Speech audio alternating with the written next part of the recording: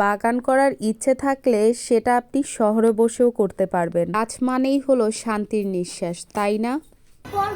এই দেখো এদিকে টমেটো হয়েছে মাশাআল্লাহ।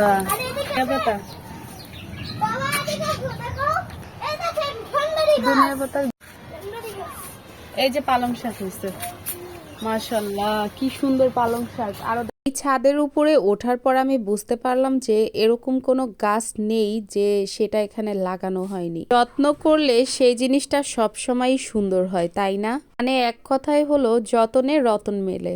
এত সুন্দর সুন্দর শাকসবজি লাগিয়েছে এই ছাদের উপরে। একটা জিনিস আমি কিন্তু বুঝতে পারলাম যে সবজির খাদ্য সবজি। প্রতিটা গাছের গোড়ায় সবজির কিছু পরিমাণ খোসা দিয়ে রাখা হয়েছে। মানে হলো বাসায় যেই শাকসবজি বা যে ধরনের ফলমূল খাওয়া হয় সেগুলোর খোসা এই গাছের গোড়ায় সার হিসেবে দিয়েছে। এটা কি দেখেন তো, কি রঙের গ্যান্ডারি? এরকম আখ আপনারা খাইছেন? গ্যান্ডারি বা আখ যেটাই বলেন, এরকমটা খাইছেন কখনো? এটা কালার দেখেন তো, এটা তো আখ।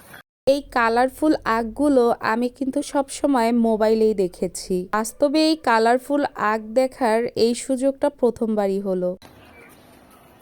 ঠোকাই ঠোকাই সিম মাশাআল্লাহ। এই যে দেখেন এইখানটায় দেখেন কি পরিমাণ সিম হয়েছে। আসলে ছাদের উপরে আরো লাগিয়েছে তারা কলা গাছ, পেঁপে গাছ। আচ্ছা, আপনারা কি কখনো বিলম্ব ফল খেয়েছেন? আপনাদের এই ছাদের উপরে বিলম্ব গাছে প্রচন্ড পরিমাণ বিলম্ব হয়েছে। এটা খেতে ভীষণ টক। আমি কিন্তু বড় সাইজের একটা পাকা বিলম্ব ফল পেরেছি। অবশ্য আমি কিন্তু বিলম্ব ফলের টক খেয়েছি এর আগে।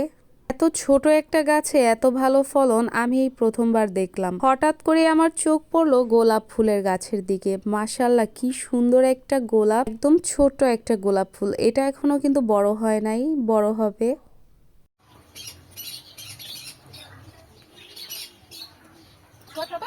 বাবারে বাবা, যেই পরিমাণ টক এই বিলম্ব ফল, এটা ভাই আর কখনো খেতে পারবো না। এত টক একটা ফল কেমনে হয়? একদিন ইনশাল্লাহ আমারও একটা স্বপ্নের বাড়ি হবে। আমিও সেখানে বিভিন্ন ধরনের গাছ লাগাবো, যেটা দেখে আমার মনটা পুরো শান্তি হয়ে যাবে। পুদিনা পাতার ফলন দেখে তো আমার মাথায় হাত, এত পরিমাণের হয়েছে।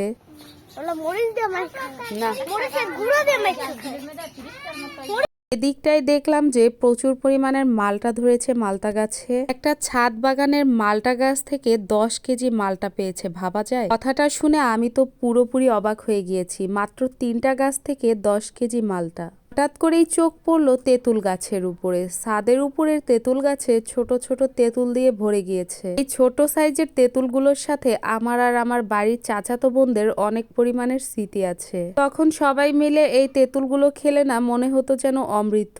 আর এখন যতই স্বাদ হোক না কেন, এটা খেতে আর আগের মতো ভালো লাগে না। বন্ধ করো। এই যে হলো 3 ফল সরক, এটা পাকলে খাইয়া বুঝা। সবচেয়ে বেশি মজা লেগেছে এই জিনিসটা আমার কাছে, যেই ফলের নাম আমাদের পবিত্র কোরআনের মধ্যেও কিন্তু উল্লেখ আছে। আমাদের প্রিয় নবীর ফল এটা, 3 ফল। আলহামদুলিল্লাহ।